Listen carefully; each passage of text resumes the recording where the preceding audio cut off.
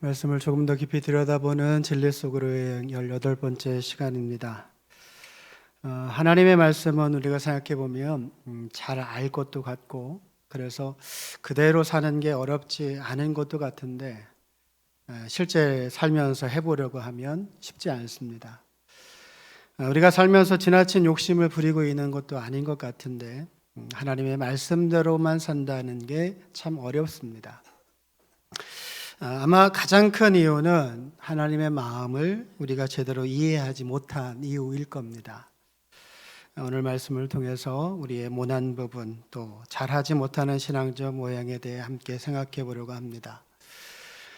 우리가 함께 살펴보고 있는 출애굽의 여정 속에는 기쁨과 슬픔이라고 하는 감정적 반응이 반복적으로 일어납니다. 애굽에서 나와서 가나안으로 출발할 때만 하더라도 이스라엘 백성 모두가 하나님을 찬양하면서 자신 앞에 선 그 지도자 모세를 향해 감사를 표현하면서 다 같이 기쁨을 나누었습니다. 그러나 광야에 여러 어려움을 만나게 되면서 그 기쁨은 온데간데 없이 사라지고 슬픔이 이스라엘 백성 안에 가득하게 됩니다. 주어진 상황과 현실에 따라 기쁨과 슬픔은 계속해서 반복이 됩니다. 우리는 몇 년 전에 코로나19라고 하는 생각지도 못했던 감염병이 시작되고 한 2년여의 시간 속에서 이 기쁨과 슬픔이라고 하는 감정을 반복적으로 경험했던 적이 있습니다. 그때 당시에 통계를 보니까 전 국민 마스크 착용으로 인해서 호흡기 질환 질병 수는 많이 줄었다고 하더라고요. 매년 중국에서 밀려오던 미세먼지 역시 많이 줄었었죠. 감염병 확산으로 인해서 사람의 활동이 줄면서 탄소 에너지의 소비가 줄어들어서 자연도 조금 회복하는 그런 모습들도 있었습니다. 그러나 한편으로는 청년 실업이 늘면서 경제적인 부담이 늘어버린 청년들이 스스로 생명을 끊어버리는 청년 자살률은 10%가 넘게 증가한 적이 있습니다. 지금도 우리는 그때의 경제적인 어려움을 아직 다 벗어나지를 못했습니다. 여전히 힘들고 어렵죠. 그러나 이렇게 우리가 살아가는 인생 속에도 기쁨과 슬픔이라고 하는 감정이 늘 공존하고 있습니다. 주어진 상황과 현실에 따라 또 기쁘기도 하고 슬프기도 한 게 우리의 인생인 것 같습니다. 사랑하는 여러분, 출애굽기를 읽어가면서 이 출애굽기 안에서 가장 외롭고 인생의 힘듦을 경험하고 있는 대표적 인물이 있다면 누굴까요? 단연 지도자 모세일 겁니다. 이스라엘 백성의 모든 원망과 불평을 고스란히 홀로 감당합니다. 자신들에게 좋은 일이 있다고 해서 모세를 칭찬하지는 않죠. 감사를 표현하지도 않습니다. 근데 불편하고 어려운 일이 생기면 제일 먼저 모세에게 불평합니다. 심하게는 겁박하고 죽이려고 달려들기도 합니다. 어찌 보면 출애굽 광야의 여정이 모세의 인생에서 가장 힘들고 거친 길인지도 모릅니다. 또 다른 한편으로는 모세의 인생 속에서 가장 어느 때보다 행복한 순간이기도 할 것 같습니다. 어떤 면에서 그런가? 광야의 여정을 함께하고 있는 누구보다 자신의 인생 속에 어느 때보다 하나님과 가까운 관계 속에 있다는 면에서는 그럴 것 같습니다. 지난주 우리가 말씀 나눈 것처럼 이스라엘 백성은 모세가 시내산에서 그들을 지키기로 행하기로 다짐했던 율법을 하나님께 받고 있을 때 아론을 겁박해서 금송아지 신상을 만들어냈습니다. 그리고는 그들 앞에 춤추고 뛰놀면서 자신들에게도 눈에 보이는 손에 잡히는 신이 생겼다고 즐거워했습니다. 이런 모습에 하나님께서는 분노하셨고 그들 모두를 심판하여 죽이실 작정까지도 하십니다. 그런데 이때에도 모세는 이스라엘 백성 편에 서서 그들을 변호하고 계속해서 가나안으로 가는 그 출애굽의 여정을 해나갈 수 있도록 하나님을 설득합니다. 근데 이때 모세는 정작 이런 상황을 자기의 눈으로 직접 확인하고 난 후에 거의 절망에 빠집니다. 자신이 그렇게 원망하고 불평했던 이스라엘 백성, 얼마 전만 하더라도 자신에게 하나님께서 말씀하시는 모든 걸 지켜 행하겠습니다 장담했던 이스라엘 백성의 믿음 없는 모습에 크게 실망하게 됩니다. 그리고 누구보다 형인 아론에 대한 실망감이 컸습니다. 출애굽의 여정을 시작할 때 애굽에서 가장 모세에게 힘이 되었던 사람이 다름 아닌 아론입니다. 하나님께서 아론을 말에 능한 사람이라고 입이 둔한 모세에게 붙여주셔서 아론의 도움으로 애굽에서 모세는 하나님의 역사를 말씀하신 전부를 고스란히 드러낼 수 있었습니다. 근데 이제 그런 아론은 없습니다. 아론은 자신의 잘못에 대해서 책임을 면하려고 변명할 뿐입니다. 이스라엘 백성이 들고 나온 금고리를 불에 던졌더니 금송아지가 나왔다. 모세에게 설명하죠.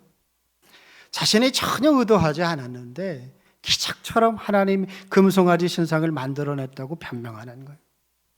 자신은 전혀 금송아지 신상을 만드는 데 개입하지 않았다는 말을 그렇게 하고 있는 겁니다. 그런데 실제는 아론이 직접 조각칼로 새겨서 송아지의 형상을 만들었습니다. 성경은 정확하게 그 아론의 행위를 기록하고 있습니다. 이 일로 모세는 더 이상 아론을 신뢰할 수 없게 됐습니다. 이 상황에 대해서 이미 모세는 하나님께 들었고 하나님께서 말씀하신 걸 모세 자신의 눈으로 직접 확인했기 때문입니다. 더해서 이스라엘 백성을 향한 모세의 마음 역시 조금의 변화는 있었을 겁니다.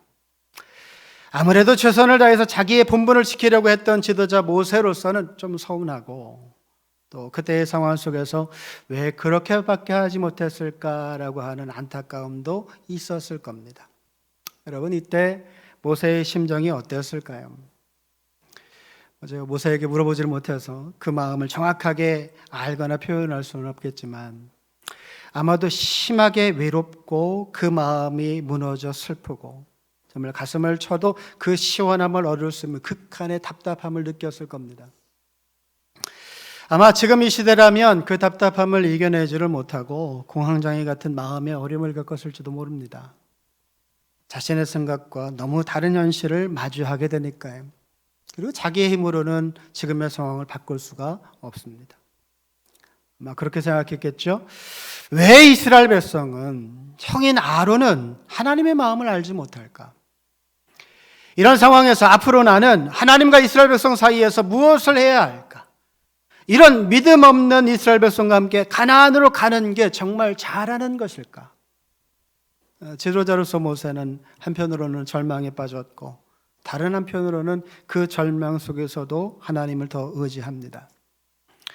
모세 스스로 분명한 답을 찾을 수가 없기 때문이고 그래서 더욱 하나님을 바라봐야 될 필요성과 절박함을 느꼈기 때문입니다. 오늘 우리가 함께 읽은 본문의 말씀은 모세가 자기의 마음을 숨김없이 아주 솔직하게 하나님께 고백한 내용입니다. 출애굽의 지도자로서 이스라엘 백성을 위한 기도나 간청이라고도 볼 수 있겠지만 그보다는 자신을 향한 하나님의 마음을 묻습니다. 그리고 앞으로 자신이 감당해야 될 부분에서 어떻게 하면 지금과 같이 실망하지 않고 계속해서 하나님 말씀하신 대로 살 수 있을지를 고민합니다. 그러나 여러분, 모세의 고민은 혼자서 하는 게 아닙니다. 자기의 마음을 솔직하게 하나님께 고백합니다. 하나님은 이미 다 아시고 누구보다 모세의 마음을 이해하고 계신 분입니다. 누구도 모세의 곁에 있지 않았지만 누구도 모세의 마음을 알아주지 않았지만 하나님은 늘 모세 곁에 계셨고 모세의 마음을 이해해 주고 계십니다. 그런 하나님 앞에 모세는 자신에게 정말 필요한 것이 무엇인가를 고민하고 자신이 절박하게 필요한 하나님의 은총을 구합니다. 13절인데 오늘 13절 본문을 한번 같이 읽어보겠습니다. 13절입니다. 시작. 내가 참으로 죄의 목전에 은총을 입었사오며 내게 주를 알리시고 나로 죄의 목전에 은총을 입게 하시며 이 족속을 죄의 백성으로 여기소서. 이 한 구절의 고백 속에 모세는 2번 반복해서 하나님의 은총, 하나님의 은혜를 구합니다. 죄의 은총을 입게 하소서. 지금 모세에게 가장 필요한 건 누군가의 위로가 아니라 하나님의 은혜라고 모세는 판단했습니다. 그건 지금까지의 경험을 놓고 볼 때 이스라엘 백성이 모세에게 건넨 말은 정작 모세에게는 아무런 힘이 되지 않았습니다. 그런 적이 없습니다. 왜냐하면 이스라엘 백성이나 아론이 건네는 말은 그때뿐입니다. 정작 그들은 자신의 한 말을 지키지도 못했고 금방 그 말을 뒤집기를 반복해 왔습니다. 말 그대로 뒤가 없는 말입니다. 아무런 변화가 없는 그냥 말뿐인 겁니다. 그러나 모세가 하나님께 구하고 있는 하나님의 은총, 은혜는 잠깐으로 끝나지를 않고 계속해서 모세에게 힘이 될 겁니다. 여러분 기억해 보세요. 처음 하나님께서 모세를 부르실 때 하나님께서 모세에게 보이신 가시떨기 나무를 태우지 않는 불로 임하신 그 충격적인 장면은 모세에게 하나님의 능력이 어떤지를 알게 하셨습니다. 자신을 통해 애굽에 쏟아부으신 하나님의 10가지 재앙으로 이스라엘 백성을 향한 하나님의 마음을 알게 되었습니다. 또 출애굽을 시작해서 홍해를 건너고 광야를 지나게 하시면서 매 순간 기적과 같은 손길로 보호하시고 이끄시는 하나님의 모습은 마치 아버지와 어머니의 돌봄을 경험하는 것과 같았습니다. 이런 경험 속에서 이스라엘 백성은 느끼지 못했지만 모세만에 느꼈던 하나님에 대한 감정이 있습니다. 그건 든든함, 이유를 알 수 없는 평안함, 그리고 삶의 전부를 아우르는 행복입니다. 모세는 하나님으로부터 얻게 된 이런 감정을 광야길에서 만나는 수많은 어려움 속에서 고스란히 드러내 보입니다. 때때로 찾아오는 광야의 어려움에 대해 이스라엘 백성은 원망하고 불평하는 모습으로 자기의 마음을 표현할 때 모세는 잠잠히 하나님의 일하심을 기다리는 것으로 하나님께 얻은 든든한 감정을 표현합니다. 이 상황에 대한 하나님의 의도가 있을 것이다. 이때를 향한 하나님의 준비하심이 있을 것이다. 모세는 이스라엘 백성과는 전혀 다른 시선으로 하나님을 바라본 겁니다. 이스라엘 백성은 지금 자신들에게 주어진 현실 속에서만 하나님을 찾았지만 모세는 보이지 않아도 여전히 일하고 계신, 나는 알지 못하지만 앞으로 나아갈 모든 상황을 준비하고 계신 그 하나님을 그냥 기다린 겁니다. 하나님께서 찾아오시고 일하심의 모든 필요를 채우시는 모습으로 머지않아 찾아오실 것을 기대한 겁니다. 지금 당장 무엇이 바뀌고 얻어지는 걸 기대한 것이 아니라 내가 알지 못할 뿐 하나님은 날 향해 모든 마음을 열어놓고 계심을 믿고 기다린 겁니다. 그러면 여러분, 우리는 지금 하나님을 향해 어떤 마음을 가지고 있을까요? 모세는 이스라엘 백성의 믿음 없는 모습 속에서 지도자로서 자식의 예감에 빠졌지만 스스로 앞으로 자신의 이런 이스라엘 백성을 어떻게 이끌어가야 될지 알 수 없을 만큼 답답한 마음을 안고 있으면서도 보이지 않는 그 하나님 앞에 머물러 있습니다. 그리고 하나님의 은총, 은혜를 구하면서 그래도 자신에게 사명을 허락하신 하나님을 바라보기를 멈추지를 않고 매 순간 그 하나님의 도우심을 구하고 있습니다. 자기를 세우신 분은 다름 아닌 하나님이심을 인정하고 있기 때문에 모세는 지금 당장 보이지 않고 그래서 분명한 앞길을 알 수 없지만 답답해하면서 원망하고 불평하는 이스라엘 백성과는 다르게 보이지 않아도 여전히 일하시고 이때를 위한 하나님의 준비하심을 기다리고 있습니다. 여러분, 그런데 지금 우리는 어떨까요? 우리는 얼마나 간절히 하나님을 찾고 있을까요? 모세가 하나님께 은총, 은혜를 구하고 있는 것처럼 우리에게 주어진 삶의 어려움을 이겨내기 위해서, 그리고 하나님의 자녀 예수 그리스도의 제자로서의 사명을 감당하기 위해서 우리에게 절박하게 필요한 하나님을 향한 그 기대감을 채우기 위해서 우리는 얼마나 하나님의 은총, 은혜를 구하며 오늘을 살아가고 있을까요? 여러분, 갓난아이는 자신의 필요와 감정을 오직 울음으로만 표현합니다. 할 수 있는 게 우는 것밖에 없기 때문입니다. 어린아이는 자신의 필요와 감정을 말로 표현하죠. 먹고 싶은 것, 갖고 싶은 것, 하고 싶은 걸 말로 표현합니다. 그렇다면 어린이라면 어떤가요? 자신의 필요와 감정을 잘 표현하지 않습니다. 왜냐하면 스스로 할 수 있는 일이 많아졌기 때문입니다. 필요하면 내가 하면 됩니다. 누구의 도움이 없어도 어느 정도는 스스로 만들어낼 수 있고 필요를 채울 수 있습니다. 그러나 여러분, 우리는 하나님 앞에 늘 갓난아이이자 어린아이입니다.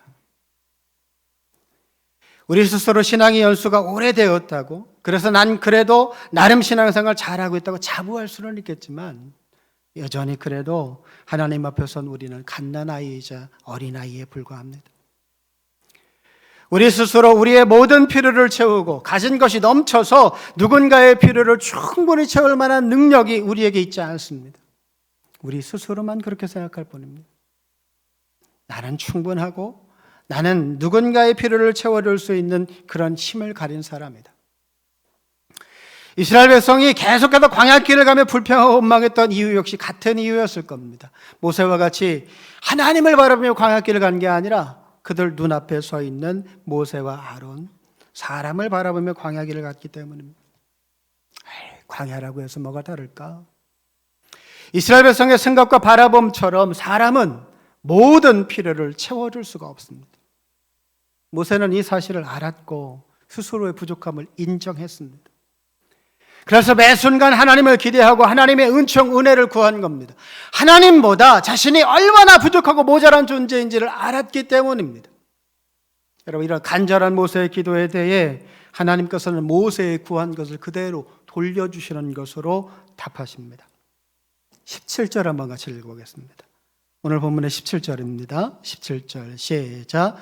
여호와께서 모세에게 이르시되 내가 말하는 이 일도 내가 하리니 너는 내 목전에 은총을 입었고 내 이름 너를 알미니라. 모세의 하나님을 향한 마음을 그대로 이해해 주신 겁니다. 이 대목에서 우리가 하나님의 마음을 읽을 수 있는데 하나님은 모세에게 더한 것도 주실 수 있습니다. 지금 보여주고 있는 모세의 신앙인으로서의 자세를 볼 때 더한 것을 주셔도 전혀 아깝지 않습니다. 근데 하나님께서는 모세가 구한 것을 주십니다. 모세를 배려하고 계신 거죠. 지금 모세가 자신의 상황을 돌아볼 때 가장 필요하다고 생각하는 바로 그것을 주시면서 이 상황을 이겨내고 버티려는 모세의 노력을 격려하고 칭찬하고 계신 겁니다. 여러분, 이때 모세의 마음이 어땠을까요?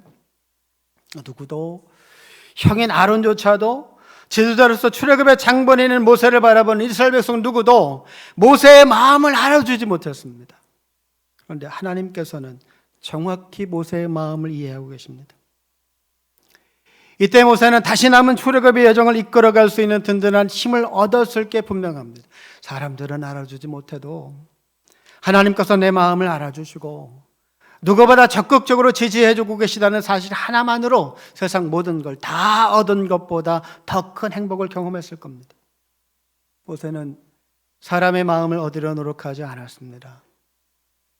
그러나 하나님의 마음을 얻기 위해 자기의 현재의 모습을 숨기거나 감추려 하지 않고 자신의 모든 걸 하나님께 보여드리고 자신의 마음 그대로를 고백하며 살았습니다. 그리고 그 가운데 정말 필요한 것이 무엇인지 자신에게 물으면서 하나님 앞에서도 역시 필요를 구하고 하나님의 판단과 이끄심을 기대했습니다. 지금 우리에게 주어진 현실을 누구는 기쁘다고 평가할 수도 있고 누구는 슬프고 힘들다라고 생각할 수도 있습니다.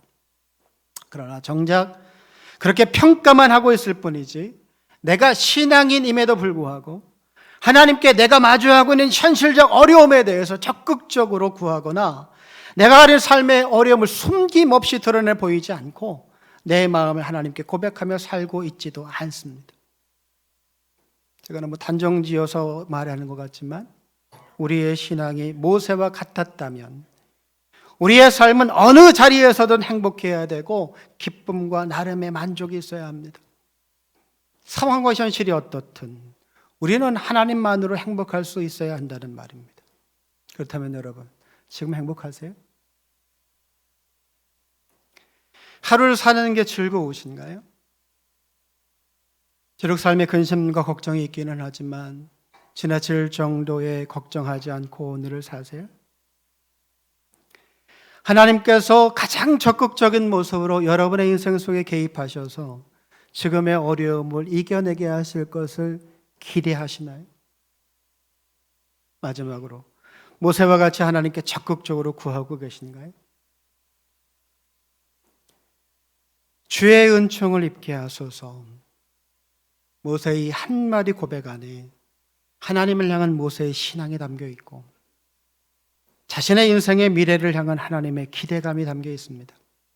그리고 그 기대감은 절망이 아닌 희망으로 가득하고 매일같이 하나님과 동행하며 하나님께 더 가까워지려는 모세의 간절한 신앙 고백이 담겨 있습니다. 제 생각일지는 모르겠지만 신앙생활은 어떻게 하는 것이 무조건 옳다라고 말할 수 없습니다. 성경을 통해 여러 신앙인의 모습을 말할 수는 있겠지만 각 사람에 맞는 신앙의 모습이 조금씩 다를 수 있습니다. 이유는 각자의 삶의 자리와 마주한 삶의 상황이 다르기 때문입니다. 일반적으로는 말할 수 있어요. 하나님 말씀하신 대로 살기를 힘쓰고 항상 기뻐하고 쉬지 말고 기도하며 범사에 감사하는 신앙의 모습을 가져야 된다. 이 모두는 예수님께서 말씀하신 하나님의 사랑으로부터 출발해야 합니다. 오늘 말씀 속에 모세가 보여주고 있는 것처럼 하나님을 향한 간절함, 그리고 그 기대감은 하나님을 사랑하는 것을 바탕으로 합니다. 모세는 성경 안에서 유일하게 하나님의 뒷모습을 본 사람입니다. 그만큼 하나님과 가까운 사이를 유지했던 인물인 겁니다. 여러분, 바라기는 모세와 같이 하나님을 향한 간절함이 여러분에게도 있어서 하나님과 동행하는 믿음의 삶을 살아가실 수 있기를 주님의 이름으로 축복합니다. 이번 한 주간 동안 저는 목회자로서는 좀 듣지 않으면 좋을 이야기를 여러 가지로 들었습니다. 어려움 속에 있는 교회들에 대한 이야기입니다. 마음이 좀 불편하고 어렵더라고요. 솔직히 얘기하면 우리 교회 이야기는 아니지만 그 이야기를 들었을 때 많이 마음이 좀 답답했습니다. 우리 교회를 포함해서 이 땅에 세워진 교회 가운데 완전한 교회는 없습니다. 이유는 교회의 주체인 우리가 완전하지 않기 때문입니다. 그래서 우리는 서로의 의견에 귀를 기울여야 합니다. 그래야 서로의 생각의 차이를 좁힐 수 있습니다. 우리 신앙의 여정은 그래서 조금은 불편해야 합니다. 아니, 불편할 수밖에 없습니다. 내 말을 알아듣지 못하는 이에게 계속해서 내 생각과 판단을 이야기해야 하고 나도 그 사람의 생각에 귀를 기울여야 하기 때문입니다. 그래서 저는 신앙생활이 재미있다고 생각합니다. 그렇게 함께한 시간을 보내고 신앙의 주체인 하나님을 향한 신앙의 중심을 잡아가다 보면 우리 자신도 그리고 함께 완전해져가는 우리 교회의 모습을 경험하게 되기 때문입니다. 여러분, 우리는 아직도 더 성장해야 합니다. 서로의 말에 더 귀를 기울여야 합니다. 내 마음에 함께하고 있는 믿음의 가족들을 담고 그 가정과 삶의 평안을 위해 기도해야 합니다. 바로 이곳에 바로 그곳에 모세가 구한 하나님의 은총, 은혜가 함께 할 겁니다. 이번 한 주간이 이 일에 도전하고 지난주보다 더 성숙해지는 믿음 성장의 한 주간이 될 수 있기를 주님의 이름으로 축복합니다.